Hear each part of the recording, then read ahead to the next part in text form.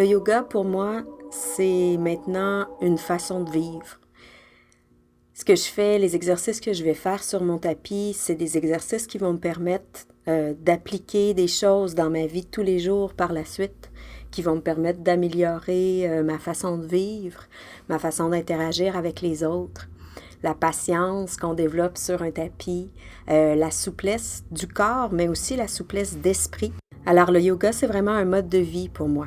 J'ai connu le yoga en 2001. C'est une amie qui m'a amenée presque de force au studio Lynn Saint-Roch, à l'époque sur Saint-Laurent à Montréal.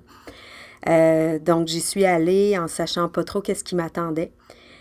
Tout ce que je sais, c'est que je suis sortie mieux que quand je suis rentrée.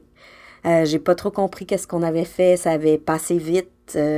J'étais pas sûre d'avoir bien fait toutes les choses, mais je suis retournée et ainsi de suite. La pratique s'est transformée au cours des années, mais elle a toujours resté dans ma vie, plus ou moins à l'avant-plan. J'ai suivi ma formation de professeur en 2011, toujours au studio Lynn Saint-Roch.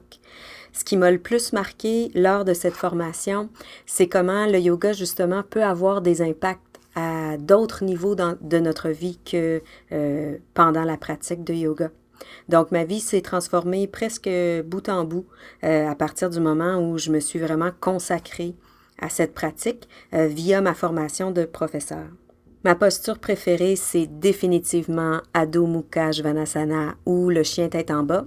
Je trouve que dans cette posture-là, on ressent vraiment ce qu'on a fait la veille et puis ce qu'on a besoin dans notre pratique de la journée. Mes élèves disent de moi que je suis une professeure inclusive, que mon enseignement leur permet de se sentir acceptés dans la pratique. Ils ont envie de respecter leurs limites avec ces phrases que je répète souvent, de s'écouter, de ne pas hésiter à mettre un genou au sol, etc.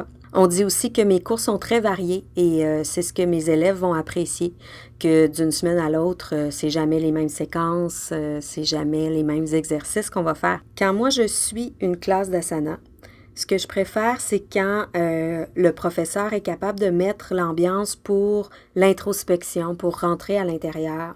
On en vient presque à oublier qu'on est dans une classe entourée de 10, 20 personnes autour de nous. J'aime enseigner d'abord parce que le yoga, c'est une passion pour moi. Donc, transmettre une passion, c'est doublement passionnant. J'aime enseigner aussi parce que à la fin des cours, je regarde le visage des élèves puis ils ont changé. Les traits sont moins crispés, les yeux sont plus clairs, le sourire est plus facile.